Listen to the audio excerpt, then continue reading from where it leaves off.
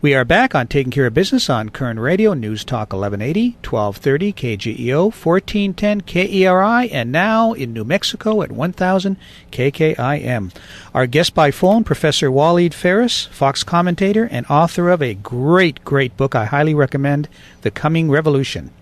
So, Dr. Phares, and I totally agree with you, it doesn't make any sense to, I remember in Clay and my era of Vietnam, we telegraphed our responses and when we were leaving, and the Viet Cong just sat back and waited, and that's exactly what the Taliban's doing, and they can afford to. Absolutely. I mean, the example would be, for example, in Afghanistan, the Taliban are coming back to a village. They're going to have to find in that village a resistance, not just our units, because our units one day will leave. So our units should be there to prepare the Afghan resistance, but also society. Our NGOs, our money should have been there to help students, NGOs, women. So when the Taliban are back, they will be met by a popular resistance. This is where we win the war.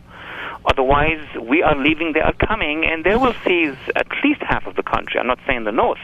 And we're going back to square one. They're going to reestablish a jihadi regime. No question about it. Once we leave, I'm afraid there's going to be a lot of murders, and people are going to get killed for no reason except that they supported the United States. And even lesser than that, people who supported the local Afghani government, people who exposed the Taliban, women. I mean, just think of the women population of Afghanistan. The Taliban are jihadists. They're going to bring back those robes, blue, chadors, and impose them on women who have lived in freedom for the previous 12 years. Could you imagine the drama? And they're going to take away the education. And educate. They're going to reverse classroom. No more classrooms for kids. No more mixing in the classroom. And then women will be at home. Imagine all these millions of Afghani women who got a job. Imagine Afghan government now has women in the parliament and in the cabinet. They're going to go home if the Taliban take back Afghanistan. This is a drama. Well, they're either going to go home to their house or they're going to go in a box, one or the other. I hope that the administration in this year and next year will be wise enough to organize civil society in Afghanistan and to make sure that it will be able to defend itself when we withdraw, not just by military means, because if the Taliban win one military battle, it will that will collapse half of the Afghani army. It just has to do with popular resistance, a spring in Afghanistan. I don't see that policy. That's my worry. Well, we're not even sure which part of the Afghani army supports the current administration, or what just part of the Taliban. Yes, what we need to do now in Afghanistan is to identify political forces, social forces.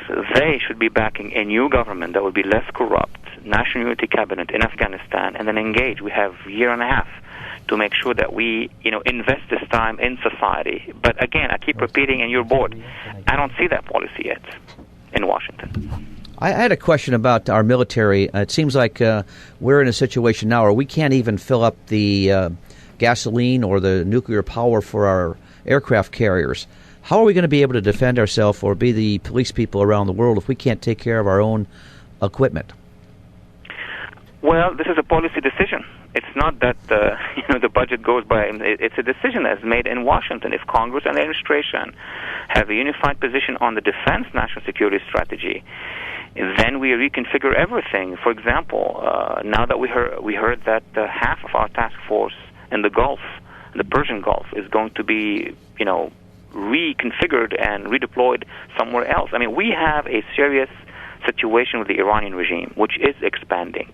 What was not said in the State of the Union address is the real strength of the Iranian regime. People are suffering in Iran, but the actual regular people are suffering because of the sanctions, not the regime. The regime, if I may say quickly, is now penetrating Iran. It has a bridge with Syria, with Hezbollah in Lebanon. It's threatening Saudi Arabia. And you remember last week there was a shipment of weapons being sent to northern Yemen with partisans there. The Iranian Navy is crossing the Suez Canal, guys. I mean, this is serious. And in front of that, we reduce our presence in the Gulf. So this is a strategic error. Yeah, which makes no sense to me. And Dr. Phares, that kind of is a good segue to a question that's deep on a lot of people's hearts. At what point is Israel going to say, that's it, we can't put up with Iran being this strong, or Iran potentially having the nuclear power? At what point is Israel going to step in and say, that's it, enough's enough? You know, gentlemen, this is the question that no one can answer except Israelis, and nobody in Israel except their national security is called smaller cabinet. I mean, they are going to decide, especially in this context where the relationship with Washington are good.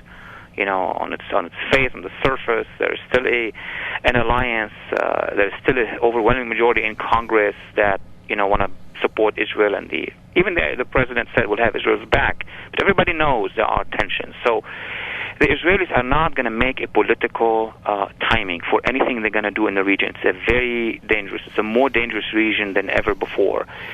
Their timing, I guess, as an observer, is going to be linked to what the Iranians are going to do. And if the Iranians will get to the point where they're going to have missiles, the delivery system is very important. It's not just the weapon. It's, what is your delivery system? And what we are learning now from open sources, including from Pentagon reports, is that the Iranians have now missiles that can hit us, our forces in the Gulf, but also Israel, all the way to Europe. So the delivery system, those missiles, are quasi-ready. If the Iranians decide to fix a weapon on the missile, that would be, I think, the timing for the Israelis to engage. How will they engage? How will they coordinate with the United States? That is something that I cannot answer. Our guest by phone, Professor Walid Phares, Fox commentator and author of The Coming Revolution. Dr. Phares, I'll give you a prediction, and this is just from people I've talked to over the years.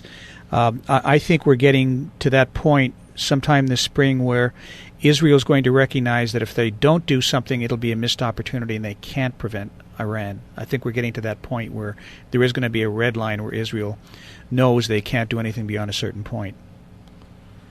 Look, there has been many similar predictions, and the model is correct, meaning what you have mentioned and many experts have mentioned, meaning Israelis cannot tolerate specific levels whereby the Iranian weaponry cannot be reversed anymore. That is a model that we all agree on as analysts, with or against whatever is going to happen, but we agree on that.